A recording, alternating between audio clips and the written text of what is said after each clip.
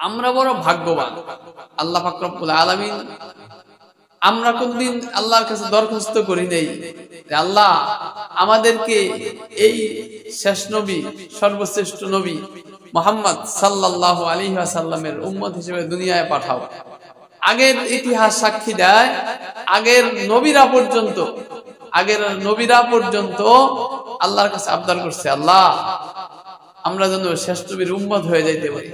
হযরতে ঈসা আলাইহিস সালাতু ওয়াস সালাম আল্লাহর কাছে দরখাস্ত করেছেন।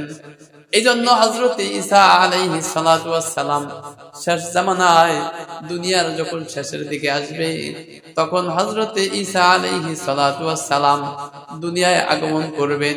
উনি নিজেও নবী, হুজুর সাল্লাল্লাহু আলাইহি ওয়াসাল্লামের উম্মতের মধ্যেও শামিল হবেন। জোরে কোন সুবহানাল্লাহ। আমরা কোনদিন আল্লাহর কাছে দরখাস্ত করি নাই রব্বুল আলামিন আয় আল্লাহ আমাদেরকে এই সেরা নবীর শেষ জামানার নবীর উম্মত হিসেবে দুনিয়ায় পাঠাও। দরখাস্ত না করা সত্ত্বেও আমার আপনার মালিক আল্লাহ পাক রব্বুল আলামিন বড় মহব্বত করে ভালোবেসে আদর করে আল্লাহ পাক রব্বুল আলামিন আমাকে আপনাকে শেষ জামানার শ্রেষ্ঠ নবী মুহাম্মদ সাল্লাল্লাহু আলাইহি ওয়াসাল্লামের উম্মত হিসেবে দুনিয়ায় প্রেরণ করেছেন। এইজন্য আলহামদুলিল্লাহ। আসলে ভাগ্যবান আল্লাহ পাক রব্বুল আলামিন। যার ভাগ্য ভালো তার তো সবই ভালো, তাই না? যার ভাগ্য ভালো তার সবই ভালো। ভাগ্যেরও ব্যাপার স্যাপার আছে, ভাগ্যেরও দরকার আছে। যেমন হুজুর সাল্লাল্লাহু আলাইহি ওয়াসাল্লামের চাচা আবু তালেব হুজুর সাল্লাল্লাহু আলাইহি ওয়াসাল্লামকে কত সহযোগিতা করছে, ঠিক না? হুজুর সাল্লাল্লাহু আলাইহি ওয়াসাল্লামের অবদান হুজুরের প্রতি আবু তালেবের অবদান সবচেয়ে বেশি। আবু তালেব হুজুরের চাচা, উনার জন্য হুজুর সাল্লাল্লাহু আলাইহি ওয়াসাল্লাম মক্কায় নির্বিঘ্নে চলাফেরা করতে পারতেন, দ্বীনের দাওয়াত দিতে পারতেন। কেউ কিছু মুহাম্মদ সাল্লাল্লাহু আলাইহি ওয়াসাল্লামকে বলতে সাহস পাইত না। কেউ কিছু যদিও ঈমান আনে নাই তথাপি কিন্তু মুহাম্মদ সাল্লাল্লাহু আলাইহি ওয়াসাল্লামকে বড় ভালোবাসতেন, মুহাম্মদ সাল্লাল্লাহু আলাইহি ওয়াসাল্লামকে বড় ভালোবাসতেন। কেউ কিছু বলতে সাহস পাইত না। তো কপাল যে খারাপ, কপাল খারাপ, এই জন্য ঈমান আনে না। আমার আপনার নবী বিশ্ব নবী মুহাম্মদুর রাসূলুল্লাহ সাল্লাল্লাহু আলাইহি ওয়াসাল্লাম চাচাকে বলেন, চাচা আপনি একটা বার শুধু বলেন লা ইলাহা ইল্লাল্লাহু মুহাম্মাদুর রাসূলুল্লাহ। চাচা একবার শুধু কালিমা পড়েন, একবার শুধু কালিমা পড়েন, একবার যদি জবান দিয়ে কালিমা পড়েন, আমি নবী কাল কিয়ামতের ময়দানে আল্লাহর কাছে আপনার জন্য সুপারিশ করতে পারবো। আবু তালেব কপাল তো ভালো না, কপাল ভালো না, এই জন্য কালিমা পড়ে নাই। হুজুর বললেন, চাচা আপনি যদিও না পড়েন, আওয়াজ করে না পড়েন, চাচা আপনি মুখ দিয়ে আস্তে আস্তে বলেন, মুখটা যেন লড়ে আমি দেখতে পাই, আমি তারপরেও আল্লাহর কাছে বলতে পারবো, আল্লাহ আমার চাচা মুখ লড়ায় লড়ায় কালিমা পড়ছে, আমি মুহাম্মদ এই দৃশ্য দেখেছি, ও আল্লাহ আমার চাচাকে আপনি মাফ করে দেন। কিন্তু কপাল খারাপ, এই জন্য কপাল খারাপ, এই জন্য কালিমা পড়তে পারে নাই, কালিমা পড়তে পারে নাই। এই জন্য হুজুর সাল্লাল্লাহু আলাইহি ওয়াসাল্লামকে এত সাপোর্ট করার পরেও, এত সহযোগিতা সাহায্য করার পরেও আবু তালেব জান্নাতের গ্যারান্টি পাবে না, জাহান্নামের অধিবাসী হয়ে গেছে। কপালটা বড় খারাপ। মক্কার কাফেররা, মক্কার লোকেরা সেই ছোট সময় থেকে মুহাম্মদ সাল্লাল্লাহু আলাইহি ওয়াসাল্লামকে দেখে আসছে। আল আমিন বলে উপাধিও দিয়েছে। নবুয়তের 13 বছর পর্যন্ত নবীকে দেখছে। 13 বছর নবুয়তের 13 বছর হুজুর সাল্লাল্লাহু আলাইহি ওয়াসাল্লামের 13 বছর দেখেছে, কিন্তু কপালটা বড় খারাপ, কপালটা বড় খারাপ। এই জন্য ঈমান আনয়ন করতে পারে নাই, ঈমান আনতে পারে নাই। এই জন্য তারা কাফের হয়ে গেছে, জাহান্নামী হয়ে গেছে। বলতেছিলাম কপাল বড় খারাপ। তবে যদি কপাল ভালো হয়, কপাল যদি ভালো হয়, দেখেন 27 বছরের যুবক, 27 বছরের যুবক আল্লাহর নবীর গর্দান নেওয়ার জন্য, আল্লাহর নবীর গর্দান নেওয়ার জন্য 27 বছরের যুবক তলোয়ার নিয়ে আইছে নবীকে বিদায় করে দেওয়ার জন্য, নবীর গর্দান নেওয়ার জন্য। কিন্তু তার কপালটা বড় ভালো, কপালটা বড় ভালো। আল্লাহর নবীর গর্দান নিতে আইসা, গর্দান নিতে আইসা কপাল বড় ভালো। এই জন্য কালিমার মালা পইরা মুসলমান হয়ে গেছে। জোরে কোন সুবহানাল্লাহ। তাহলে কপাল বড় ভালো, কাফেরদের কপাল বড় খারাপ, আবু তালেবের কপাল বড় খারাপ। এই জন্য মুহাম্মাদের কাছে থাকার পরেও, সাল্লাল্লাহু আলাইহি ওয়াসাল্লাম হুজুরের কাছে থাকার কারণেও, সাহায্য সহযোগিতা করার পরেও ঈমান আনতে পারে না, কারণ কপালটা বড় খারাপ। কিন্তু 27 বছরের যুবকের কপাল কত ভালো, কপাল কত ভালো।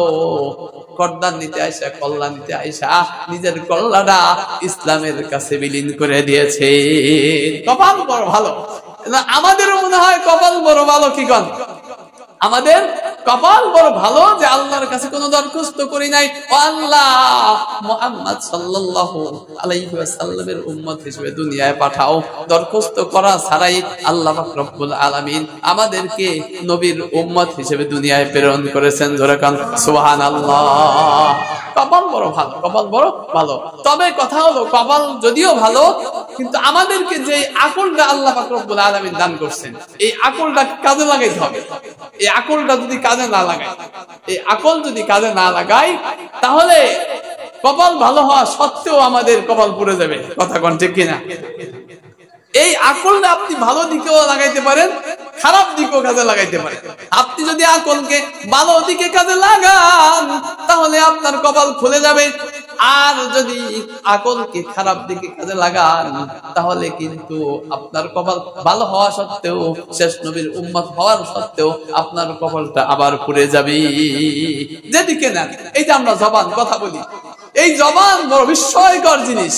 জিহ্বা, আমরা যে জিহ্বা দিয়ে কথা বলি, এই জিহ্বা বড় বিস্ময়কর, অবাক জিনিস। আমরা একটু চিন্তা করি না, খেয়াল করি না। দেখেন, এই জিহ্বার কারণে একটা অপরিচিত মানুষ, তাকে দেখা হইলে, কাকা কেমন আছেন, ভাই সাহেব কেমন আছেন, আপনার শরীরটা ভালো নেই, তো খানা খাইছেন নি, সকালে নাস্তা খাইছেন নি, কেমন আছে, আপনার পরিবার কেমন আছে, ছেলে সন্তান কেমন আছে, এই লোকটা মনে করে যে অনেক ভালো মানুষ, ঠিক না? এই লোকটা অনেক ভালো মানুষ, বুকে জড়ায়, ভাই খাওয়া দাওয়া করতে, আপনি কেমন আছেন। এই জবানের কারণে, এই জবানের কারণে একটা অপরিচিত মানুষ, একটা অপরিচিত মানুষ পরিচিত হয়ে গেছে, ঘনিষ্ঠ হয়ে গেছে অল্প কিছুক্ষণ সময়ের মধ্যে। কথা কোন ঠিক কিনা? আর এই জবান এমন জবান, সারা জীবন ঘর সংসার করছে, স্ত্রীর সাথে ঘর সংসার করছে, একটু খুঁটিনাটি লাগালাগি করার পরে জবান দিয়ে খালি 3টা কথা বলছে, তোরে তালাক, তোরে তালাক, তোরে তালাক। জবান কত বিস্ময়কর দেখেন। 3টা কথা বলার কারণে একেবারে জীবনের ঘনিষ্ঠ মানুষ, জীবনের সবচেয়ে কাছের মানুষ, এই 3টা কথা জবান দিয়ে বলার কারণে সে চিরদিনের জন্য তার জন্য হারাম হয়ে গেছে। কথা কোন ঠিক কিনা? কাছের মানুষ দূরে চলে গেছে এই জবানের কারণে। বলতেছিলাম জবান বড় বিস্ময়কর। এই জবানের কারণে অপরিচিত মানুষ পরিচিত হয়ে যায়, মহব্বতের হয়ে যায় এই জবানের কথার কারণেই। আবার দেখা যায় ঘনিষ্ঠ মানুষ দূরে চলে যায়। আমার আপনার মেধা, আকল ঠিক এমন, এই আকলকে যদি আমি আপনি ভালো কাজে লাগাইতে পারি, আমি আপনি যদি ভালো কাজে লাগাইতে পারি, তাহলে আমাদের কপাল আসলেই ভালো, আসলেই কপাল খুলে যাবে। আর যদি ভালো কাজে না লাগাইতে পারি, তাহলে কপাল ভালো হওয়া সত্ত্বেও আমার আপনার কপাল পুড়ে যাবে। আল্লাহ পাক রব্বুল আলামিন কোরআনের মধ্যে ঘটনা আনছেন। কিসের মধ্যে? কোরআনের মধ্যে আল্লাহ পাক রব্বুল আলামিন একটা সূরাই নাযিল করেছেন, সূরাতুল কাহাফ। সূরাতে কাহাফ, আসহাবে কাহাফ বলা হয়। আসহাবে কাহাফ অর্থ কাহাফ একটা গুহা, কাহাফ একটা গুহা, পাহাড়ের গুহা, যেই গুহার মধ্যে কয়েকজন মানুষ থাকা যায়, আরাম করে থাকা যায়, এটাকে বলা হয় কাহাফ, গুহা। তো এইখানে কয়েকজন যুবক, 7 জন যুবক এইখানে অবস্থান করছিলেন, এই জন্য তাদেরকে বলা হয় আসহাবে কাহাফ, অর্থাৎ এই গুহার অধিবাসী, গুহার অধিবাসী। আল্লাহ পাক রব্বুল আলামিন, আল্লাহ পাক রব্বুল আলামিন তাদের কপাল কত ভালো রাখছে আকল খাটানোর কারণে। কি খাটানোর কারণে? এই ঘটনাটা ঘটছে, আল্লাহ পাক এই ঘটনা নাযিল করেছেন, সূরা নাযিল করেছেন এই ঘটনার উপরে, সূরাতুল কাহাফ। ঘটনা ঘটছে হুজুর সাল্লাল্লাহু আলাইহি ওয়াসাল্লাম দুনিয়ায় আসার প্রায় 4000 বছর আগে। কয় হাজার বছর? আমার আপনার নবী দুনিয়ায় প্রায় 4000 বছর আগে। কত আগে এই ঘটনা ঘটছে? সেই সময় ইয়ামানের এক বাচ্চা ছিল, জালেম বাচ্চা, কাফের বাচ্চা ছিল, তার সব জায়গায় কুফরি চলতো, সব জায়গায় কুফরি চলতো, তার রাষ্ট্র চলতো কুফরি নীতি দিয়ে, তার সংসদ চলতো কুফরি নীতি দিয়ে, তার সমাজ চলতো কুফরি নীতি দিয়ে, তার অর্থনীতি চলতো কুফরি নীতি দিয়ে, সব জায়গায় শুধু কুফরি আর কুফরি, সব জায়গায় কুফরি আর কুফরি। ঘটনা তাফসীরের মধ্যে ঘটনা আসছে একটা রাষ্ট্রীয় অনুষ্ঠান, বাদশার আদেশ জারি ছিল, বাধ্য, তার হুকুম মানতে প্রজারা ছিল বাধ্য। এই ছেলে কি করতে হবে? নাফরমানি করতে হবে মালিকের সাথে, আল্লাহ নাফরমানি করতে হবে, কুফরি মতবাদ চালাইতে হবে। কিন্তু কপাল যে ভালো, আকল একটু খাটাইছে। একজন যুবক সে, তার কাছে এটা খারাপ লাগছে, এই যে সব জায়গায় দেখি খালি কুফরি মতবাদ, সংসদ কুফরি, সমাজ কুফরি, অর্থনীতি কুফরি, সব জায়গায় খালি। আমাদের তো একজন মালিক আছে, আমাদেরকে একজন ওনার মাথার মধ্যে ধরছে, ওনার মাথার মধ্যে আসছে যে একজন তো মালিক, স্রষ্টা আছে, তাহলে সেই স্রষ্টা বাদ দেয়া আমরা খালি যে কুফরি করতেছি, এটা তো ঠিক হইতেছে না। ওনার কাছে এটা বড় খারাপ লাগছে, এই জন্য উনি সেই রাষ্ট্রীয় অনুষ্ঠান পরিত্যাগ করে, রাষ্ট্রীয় অনুষ্ঠানের মধ্যে না যায়া এই যুবক দূরবর্তী একটা গাছের নিচে যায় চুপচাপ বসে আছে, দূরে একটা গাছের নিচে যায় চুপচাপ বসে আছে। উনি তো বসে রয়েছে যুবক, এখন আরেকজন যুবক আসে এখানে চুপচাপ বসে পড়ছে। আরেকজন যুবক আসছে, এরপরে সেও বসে রয়েছে। আরেকজন যুবক এইভাবে আসছে, এইভাবে আস্তে আস্তে মোট 7 জন যুবক জড়ো হয়েছে এই গাছের নিচে। কয়জন? 7 জন যুবক এই গাছের নিচে জড়ো হয়েছে। এখন কেউ কারোর সাথে কথা বলে না। দীর্ঘক্ষণ বেশ কিছু সময় যাওয়ার পরে প্রথম যেই যুবক আসছিল, এই যুবক চিন্তা করে, আমি তো আসছি এক উদ্দেশ্য নিয়ে, এরাও কি সেই উদ্দেশ্য নিয়ে আসছে কিনা তো জানা দরকার। তো এখন কেউ কারোর কথা বলে না। প্রথমে এই যুবকই বলতেছে, ভাই তোমরা এখানে আসছো কি জন্য? আমি আসছি একটা দরকারে, তোমরা এখানে এসে আমার লগে বসে পড়লাম 7 জন মানুষ, ব্যাপারটা কি? এবার বাকি 6 জন বলে, ও ভাই তুমি একটা উদ্দেশ্য নিয়ে আসছো, আমরাও তো একটা উদ্দেশ্য নিয়ে আসছি, বাকি তুমি যেহেতু আগে আসছো তোমার উদ্দেশ্যটা আগে বল, আমাকে না আমরাও পরে বলবো। তো তুমি কি জন্য এসে এই গাছের নিচে বসে রয়েছো? এই যে রাজার রাষ্ট্রীয় অনুষ্ঠান চলতেছে, ওইখানে সবার দাওয়াত, সবার যেতে হবে, কিন্তু এটা বাদ দিয়া তুমি তো আগে আসছো, তোমারটা আগে বল, তুমি কি জন্য এই গাছের নিচে এসে বসে রয়েছো? এবার প্রথম এই যুবক বলতেছে, ভাই আমি আসছি এই জন্য, আমার এইগুলি ভালো লাগে না।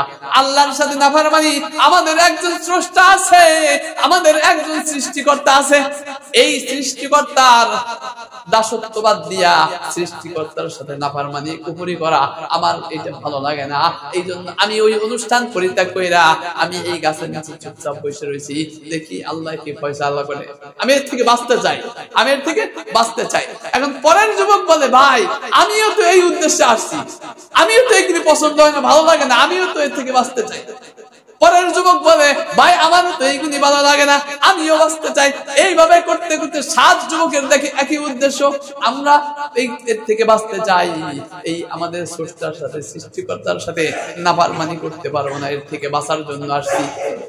এখন কি করা যায়? সবাই এক আলোচনা করে একমত হয়ে এখান থেকে বাঁচা দরকার, তাহলে চলো আমরা এখান থেকে পলাই, এখান থেকে আমরা পলায়ন করি, ভাইগে যাই। তো ওনারা 7 জনে প্ল্যান কইরা পরামর্শ করে ওই এলাকা ছাইরা চলে যাইতেছে। ওনারা যখন হাঁটা দিছে, ওনারা যখন হাঁটতে হাঁটতে কিছু দূরে যায় দেখে পিছন দিকে তাকাইছে, না জানি আবার বাদশার পক্ষ থেকে আইসা ধরে বলায় আমাদেরকে, এই ভয় তো আছে। এই জন্য ওনারা হাঁটতেছে, পিছনের দিকে তাকায়, পিছনের দিকে তাকায়া দেখে একটা কুকুরও ওনাদের পিছে পিছে যাইতেছে। এই কুকুরে কয়েকবার দৌড়ান দিতেছে, হ্যাঁ আমাদের সাথে যা যা যা যা, কয়েকবার দৌড়ান দিতেছে, কিন্তু কুকুর একটু পিছনে যায়। আবার ওনারা যখন হাঁটা দেয়, কুকুর আবার সাথে সাথে আবার পিছনে পিছনে যায়। এই অবস্থা দেখা তো একজন কুকুরে দাঁড়াইতেছে আর বলতেছে, এই কুকুর, এই কুকুর, তুই আমাদের সাথে কেন আসতেছিস? তুই চলে যা, চলে যা। আমার আল্লাহ পাক রব্বুল আলামিন, আমার আল্লাহ পাক রব্বুল আলামিন কুকুরের জবান খুলে দিয়েছেন। জোরে কোন সুবহানাল্লাহ, আরো জোরে কোন সুবহানাল্লাহ। কুকুর বলে, ও ভাই, ও যুবক ভাইরা, তোমরা যে উদ্দেশ্যে রাস্তা পার হইতেছো, তোমরা যে উদ্দেশ্যে যাইতেছো, আমি কুকুর, আমারও তো একই উদ্দেশ্য। তোমরা যে রবের তালাশে যাইতেছো, যেই রবকে পাওয়ার জন্য তোমরা এইখান থেকে পরিত্যাগ করতেছো, ইদার ছাড়তেছো, আমি কুকুর, আমি কুকুরও সেই রবকে পাওয়ার জন্য তোমাদের সাথে সাথে যাইতেছি। জোরে কোন সুবহানাল্লাহ। তোমরা একা যাও না, ও ভাইরা, তোমরা একা যাও না, আমি কুকুরকে তোমাদের সঙ্গে নিয়ে যাও, আমিও তোমাদের সাথে হইতে চাই। এই 7 যুবক হাঁটতে হাঁটতে হাঁটতে হাঁটতে এলাকার বাহিরে যায়া, বর্ডারের সাইডে যায়া একটা গুহা পাইল। এটা গুহা পাইল, এই গুহার মধ্যে সবাই ঢুকছে। এই গুহার মধ্যে 7 জনে ঢুকছে।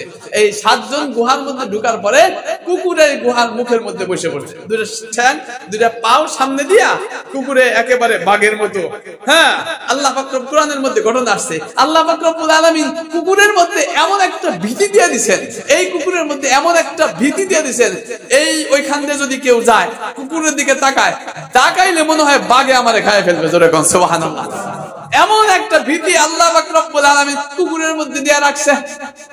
এইখানে যুবকরা যায় কথা বলতে বলতে একটু শুইছে, একটু আরাম করি, একটু বিশ্রাম করি, অনেক পথ হেঁটে আসছি, অতিক্রম করে আসছি, ক্লান্ত লাগছে, একটু বিশ্রাম করি। এই বিশ্রামের কথা কয়ে শুইছে, এই বিশ্রামের কথা কয়ে শুইছে, এক ঘুমে কোরআনের মধ্যে আসছে, এক ঘুমে এই আসহাবে কাহফ 7 যুবক 309 বছর পর্যন্ত ঘুমাইছে। জোরে কোন সুবহানাল্লাহ। একটা না, 309 বছর পর্যন্ত ঘুমাইছে। বলতেছিলাম আমি, ঘটনার বলার উদ্দেশ্য ছিল আকল, যে আল্লাহ যে আমাদেরকে আকল দান করছে, এই আকল খাটাইয়া তার পরিবেশ ছিল খারাপ, সব জায়গায় কুকুরি, আল্লাহ বলতে নাম দেওয়ার মতো কোনো মানুষ ছিল না। কিন্তু তখন তারা তাদের আকলকে ভালো কাজে লাগাইছে। না, আমাদের একজন স্রষ্টা আছে, সেই স্রষ্টার ইবাদত করতে হবে, এই কুপুরি মতবাদের মধ্যে চলা যাবে না। আকলকে একটু খাটাইছে, এই জন্য আল্লাহ পাক রব্বুল আলামিন খুশি হয়ে গেছেন। আল্লাহ পাক রব্বুল আলামিন খুশি হয়ে বলেন, ও যুবকেরা, তোরা ফিকির করেছিস। এই জন্য ফিকিরের বড় দাম। ফিকিরের কি দাম বলেন? কথা বলেন, ফিকিরের কি দাম? বড় দাম। ফিকির মানে কি? ফিকির মানে একজন শ্রমিক কাজ করতেছে, একজন ইঞ্জিনিয়ার আছে, শ্রমিক হাড় ভাঙা পরিশ্রম করে, সারাদিন কাজ করতেছে, ইট টানতেছে, এই ইট লাগাইতেছে, কত কষ্ট করতেছে। তার রোজ হলো 600-800 টাকা। তার রোজ কত? 600 টাকা, 800 টাকা। আর যে ফিকির করতেছে কিভাবে কাজটা করা যায়, কিভাবে এই বিল্ডিংটা উঠানো যায়, কিভাবে এই প্রজেক্টটা কমপ্লিট করা যায়, এই যে ফিকির করতেছে ইঞ্জিনিয়ার, তার বেতন হাজার হাজার লক্ষ লক্ষ টাকা। জোরে কোন কথা ঠিক কিনা? সে ফিকির করতেছে, এই যে ফিকিরের অনেক দাম। আমার আল্লাহ পাক রব্বুল আলামিন ডাক দিয়া বলেন, ও যুবকেরা রে, ও যুবকেরা, তোরা ফিকির করেছিস বাঁচার জন্য, এই কুপুরি থেকে বাঁচার জন্য, তোরা আমার রাস্তায় বের হয়ে গেছিস বাঁচার জন্য। আমি রব্বুল আলামিন তোদেরকে বাঁচাই দিলাম, যা তোদেরকে ঘুম পাড়াই দিলাম। ঘুম পাড়াইছে কে বলেন তো? আল্লাহই ঘুম পাড়াই দিছে। এমন ঘুম ঘুমাবি, তোরা একটু পাও বাড়াইছ, আমি রব্বুল আলামিন আমার সাহায্য শুরু করে দিয়েছি।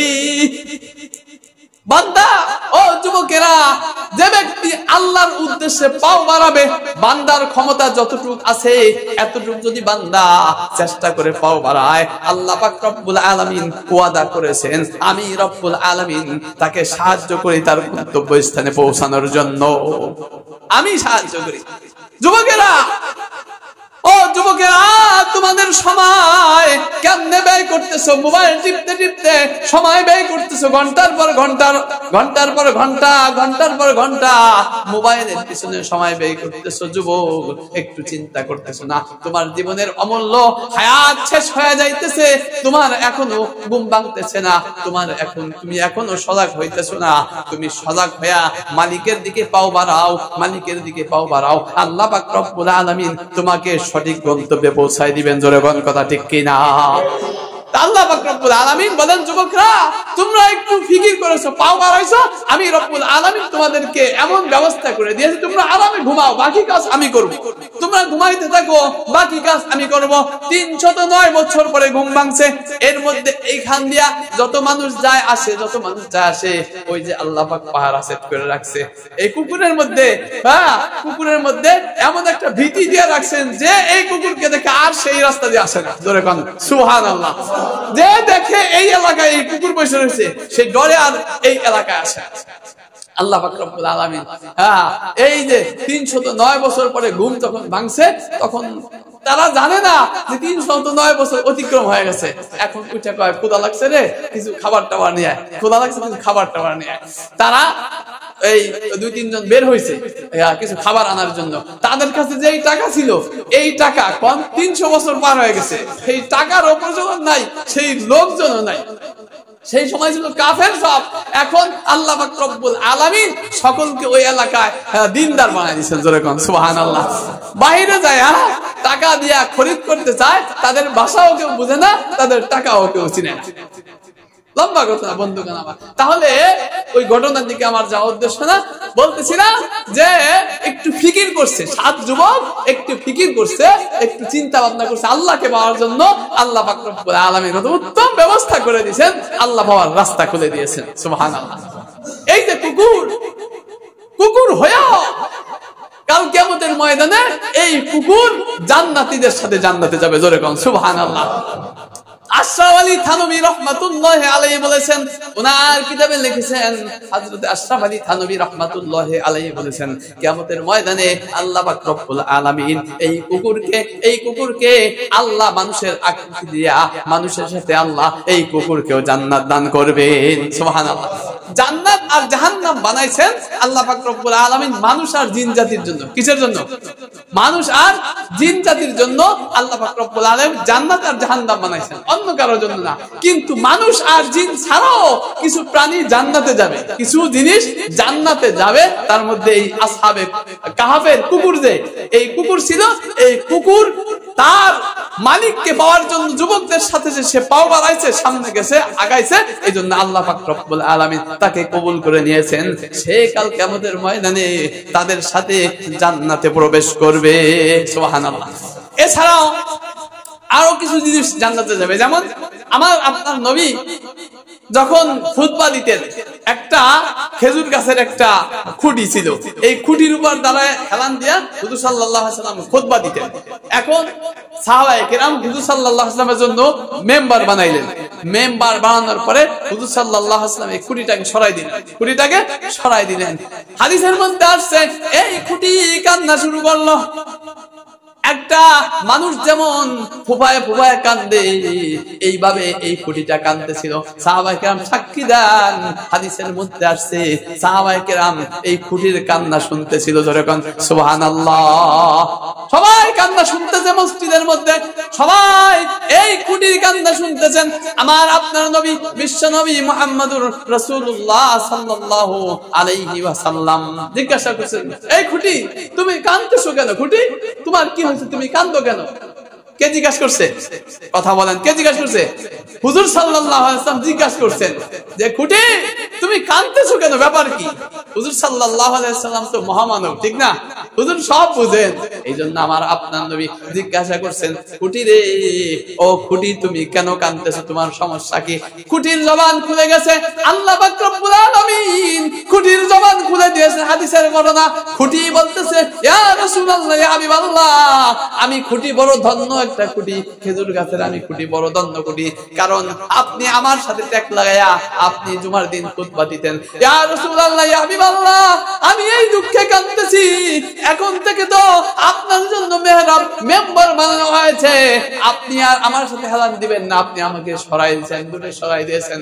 ইয়া রাসূলুল্লাহ, ইয়া হাবিবাল্লাহ, আমার কপালটা কত খারাপ, আপনি আমার সাথে হেলান দিয়া খুতবা দিতেন, আমার কত খুশকেস ছিল, আজকে থেকে আমার কপালটা খারাপ, আমি এই দুঃখে, হুজুর এই দুঃখে আমি কাঁদতেছি, এই দুঃখেই কাঁদতেছি।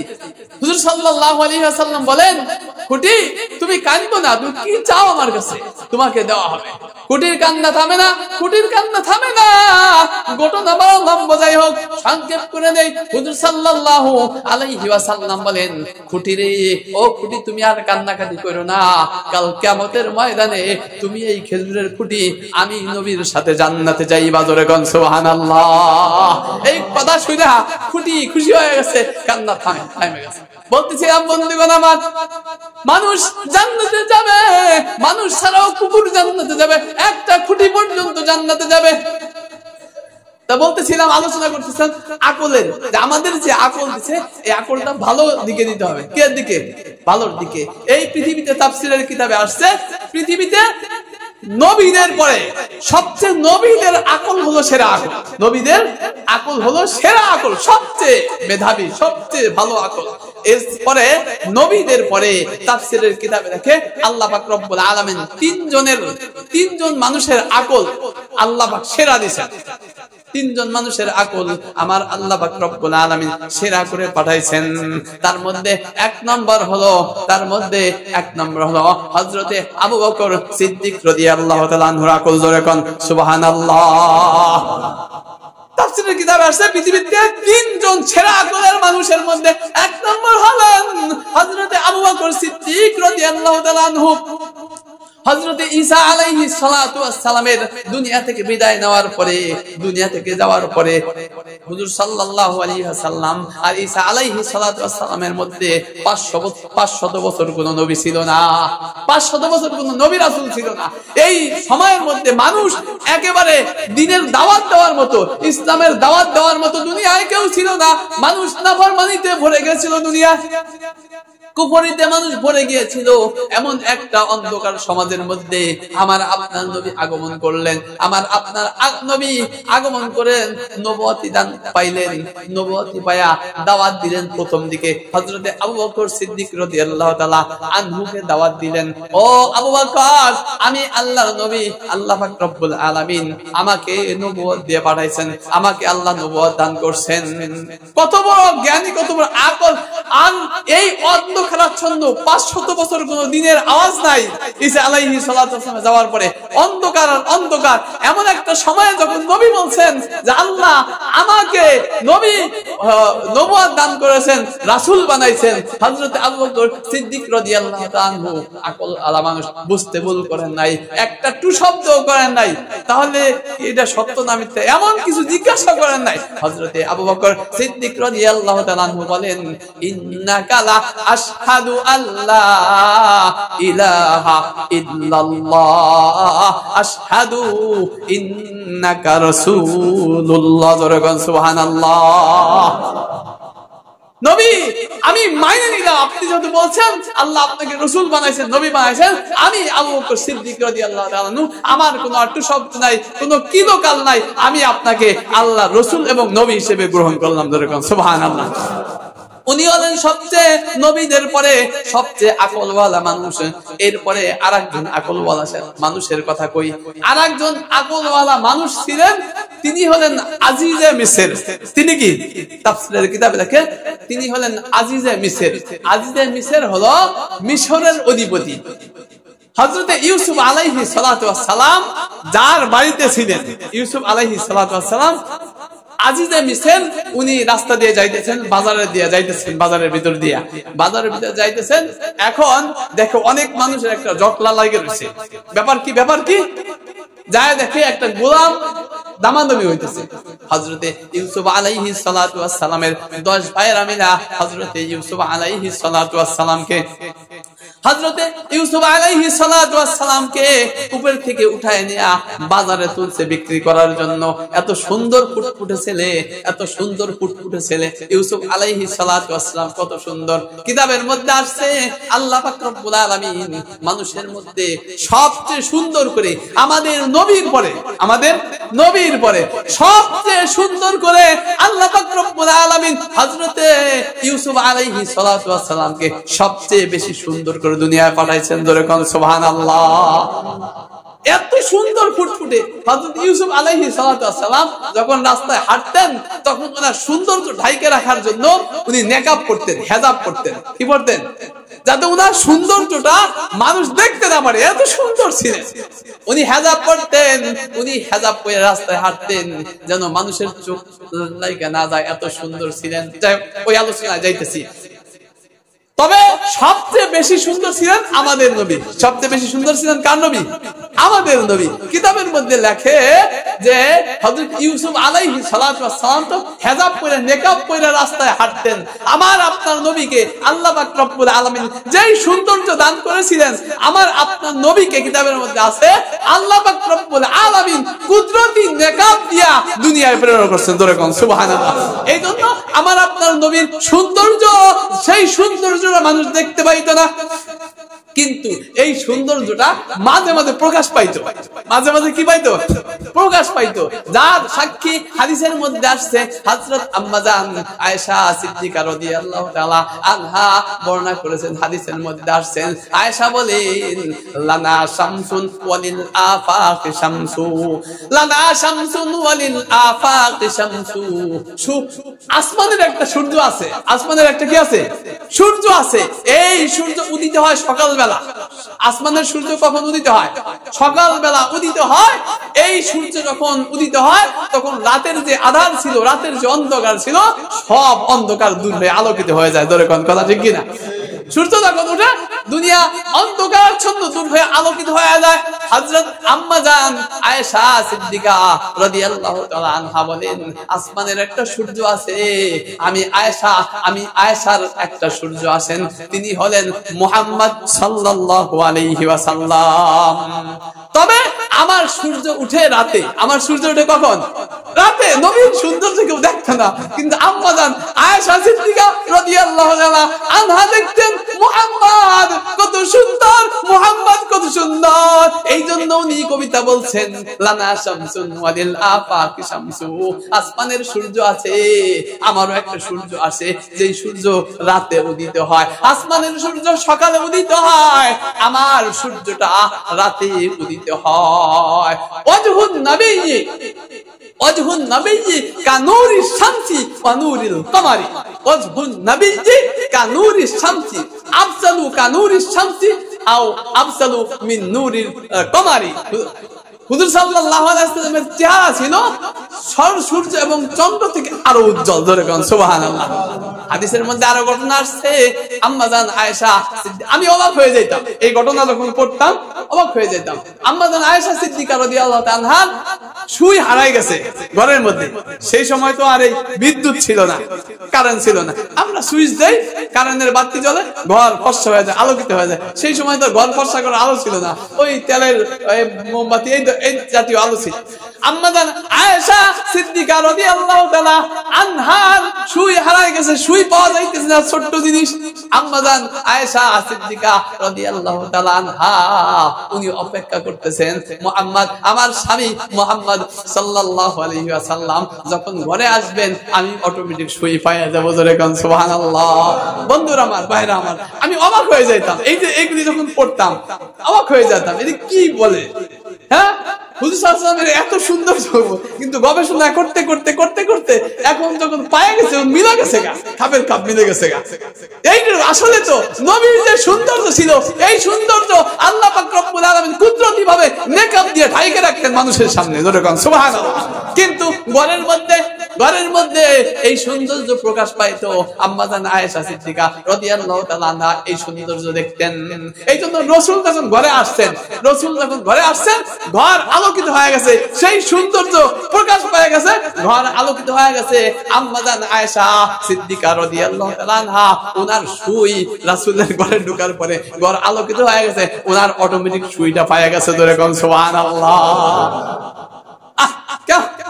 এই জন্য সবচেয়ে সুন্দর হলো আমার আপনার নবী, সবচেয়ে সুন্দর হলো আমার আপনার নবী, তারপরে হলো ইউসুফ আলাইহিস সালাতু ওয়াস সালাম। যাই হোক বন্ধুগণ, আমার বলতেছিলাম আকলের কথা। দ্বিতীয় নম্বর মানুষ হলো আজিজে মিসর। যখন রাস্তা দিয়ে হাইটে যাইতেছে দেখেন অনেক জটলা দেখা যায়। কি হয়েছে এখানে একটা গোলাম বিক্রি হবে, একটা গোলাম বিক্রি হবে। গোলামকে উকি দিয়া দেখে যে এই চাঁদের হীরা টুকরা দেখা যায়। হযরত ইউসুফ আলাইহিস সালাতু ওয়াস সালাম যায় আজিজে মিসর হাত ধরছে, ইউসুফ আলাইহিস সালাতু ওয়াস সালাম হাত ধরছে, ইউসুফ আলাইহিস সালাতু ওয়াস সালামের হাত ধরছে আজিজে মিসর। বাদশা এসে পড়ছে, এলাকার বাদশা বলতেছে, এই তোমরা যে দামাদামি করছো আর কেউ দামাদামি করো না, এই গোলাম আমি নিব, কত টাকা চাও? এই গোলামের মালিক যে ছিল বিক্রি করবে তাকে বলছে তুমি যত চাও আমার থেকে যা তুমি চাই নিতে পারো, জোরে বল সুবহানাল্লাহ। কয় টাকা দামাদামি হয়েছে, কয় টাকা দাম হয়েছে তোমার গোলামের, তুমি আমার থেকে যা চাই নিতে পারো, তোমাকে অধিকার দিলাম।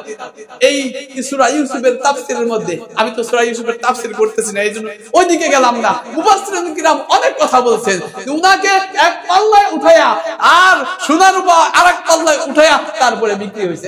আরো অনেক মতামত আছে, আমি ওইদিকে যাইতেছি না। বাকি আজিজে মিসর বলতেছে তোমরা আমার কাছে আজকে যা চাই নিতে পারো, যা চাই নিতে পারো, আমার থেকে আজকে তোমরা চাই নাও, বাকি এই গোলাম আর কেউ দাম করো না, এই গোলাম আমি নিব।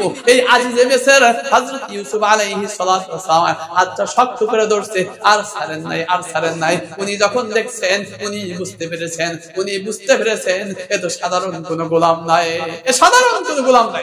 এ তো অসাধারণ এক গোলাম। বন্ধুগণ আমার কথায় কথা বাইরে যায়, হ্যাঁ অনেকে আবার গরিব দিকে তাকাইছে, কথায় এসে যায় ইউসুফ আলাইহিস সালাতু ওয়াস সালামের কথা। ইউসুফ আলাইহিস সালাম এত সুন্দর, এই আজিজে মিসর চিনতে ভুল করেন না। এই জন্য বলতেছিলাম উনি 2 নম্বর আকলওয়ালা। ইউসুফ আলাইহিস সালাতু ওয়াস সালাম কেমন সুন্দর ছিলেন। আম্মা জান আয়েশা সিদ্দিকা রাদিয়াল্লাহু তাআলা বলেন নবী যে কত সুন্দর আর ইউসুফ আলাইহিস সালাম কত সুন্দর। আমি একটা উদাহরণ দেই। আম্মা জান আয়েশা বলেন ইউসুফকে দেখে তো সেই সময় নারীরা হাত কেটে ফেলছে। কি কাটছে? হাত কাটছে। এমপি মন্ত্রীর স্ত্রীরা হিংসা কইরা বলতেছিল যে আজিজে মিসরের স্ত্রী একজন গোলামের সাথে প্রেম করে সম্পর্ক হয়েছে। এটা কেমন একটা কথা, কেমন দেখা যায়। এই যে বদনাম ছড়াই গেছে। এই জন্য আজিজে মিসরের স্ত্রী জুলাইখা চিন্তা করলো, হ্যাঁ আমার তো বদনাম হয়ে গেছে, কিছু একটা কারিশমা দেখার দরকার। এই জন্য রাজ দরবারে দাওয়াত দিছে সব এমপি মন্ত্রীদের স্ত্রীদেরকে। দাওয়াত দেওয়ার পরে সবার সামনে ফল দিছে। সবার সামনে কি দিছে? 2 পাশে লাইন ধরে সাজাইছে, সবার সামনে ফল দিছে, কাটার জন্য চাকু দিছে যে তোমরা ফল কাইটা খাবা। আমি যখন বলি তখন তোমরা চাকু দিয়া এই আপেল ধরেন, এই আপেল খাইতে খাইবা। সবাই রেডি চাকুটাকু নিয়া। এইদিকে জুলাইখা অর্ডার দিছে ইউসুফ আলাইহিস সালাতু ওয়াস সালামকে, ইউসুফকে যে ইউসুফ আপনি এই মাঝখানের রাস্তা দিয়া একটু অতিক্রম করেন, আপনি যান। হযরতে ইউসুফ আলাইহিস সালাতু ওয়াস সালাম যখন মাঝখানের রাস্তা দিয়ে যাইতেছিলেন, এই এমপি মন্ত্রীর স্ত্রীরা একবার যখন চোখ পড়ছে ইউসুফ আলাইহিস সালাতু ওয়াস সালামের দিকে, তারা পাগল হয়ে গেছে, পাগলের মতো হয়ে গেছে। জুলাইখা অর্ডার দিবেন তোমরা ফল কাইটা খাও। কে কার ফল কাটে? মহিলারা তার থেকে চোখ ফিরাইতে পারতেছে না। আপেলে পোজ দিছে যে আঙ্গুলের মধ্যে পোজ দিছে, আঙ্গুল কাইটা ফলাইছে। সুবহানাল্লাহ। আম্মা জান আয়েশা সিদ্দিকা রাদিয়াল্লাহু তাআলা আনহা বলেন, ও মানুষেরা, ও নবীর উম্মতেরা, তোমরা শুনে রাখো, ইউসুফকে দেখে মিশরের মহিলারা তো ইউসুফকে দেখে তাদের হাত কাটছিল, কিন্তু মুহাম্মদ সাল্লাল্লাহু আলাইহি ওয়াসাল্লামকে কত সুন্দর করে আল্লাহ পয়দা করেন, সৃষ্টি করেছেন। তোমরা জানো না, যদি তোমরা মুহাম্মাদের সুন্দর দেখতা, আমার স্বামী মুহাম্মদ সাল্লাল্লাহু আলাইহি ওয়াসাল্লামের সৌন্দর্য দেখতা, ও নারীরা, তোমরা হাত নয়, তোমাদের কলিজা কাইটে দুই টুকরা হয়ে ফালাইতা। জোরে বল সুবহানাল্লাহ। বন্ধুগণ, আমার সময় শেষ, এই জন্য বলতেছিলাম যে আকলের কথা। এই আকল আমাকে আপনাকে যে আকল দান করছে, এই আকলটা ভালো কাজে লাগাইতে হবে। মনে আছে না ওয়াজের শুরু থেকে যে আকলটা ভালো কাজে লাগাইতে হবে? 7 যুবক আকলকে ভালো কাজে লাগাইছে, জান্নাতি হয়ে গেছে। কুকুর আকলকে ভালো কাজে লাগাইছে আল্লাহকে পাওয়ার জন্য, কুকুর জান্নাতি হয়ে গেছে। আমরা আশরাফুল মাখলুকাত ভালো কপাল নিয়ে আসছি, নবীর উম্মত হয়ে আসছি। আলোচনা শুনছে আগে, ভালো কপাল নিয়ে আসছি, ভালো নবীর উম্মত হয়ে, শ্রেষ্ঠ নবীর উম্মত হয়ে আসছি। তারপর আকলকে যদি ভালো কাজে লাগাই তাহলে শ্রেষ্ঠ হব, উম্মতদের মধ্যে সমস্ত উম্মতদের শ্রেষ্ঠ উম্মত আমরা হব। আর এই আকল যদি কাজে লাগাইতে না পারি তাহলে কপাল ভালো হওয়া সত্ত্বেও আমাদের কপাল পুড়ে যাবে, জাহান্নামের অধিবাসী হয়ে যাব। আল্লাহ আমাদেরকে আমল করার তৌফিক দান করেন, আমিন।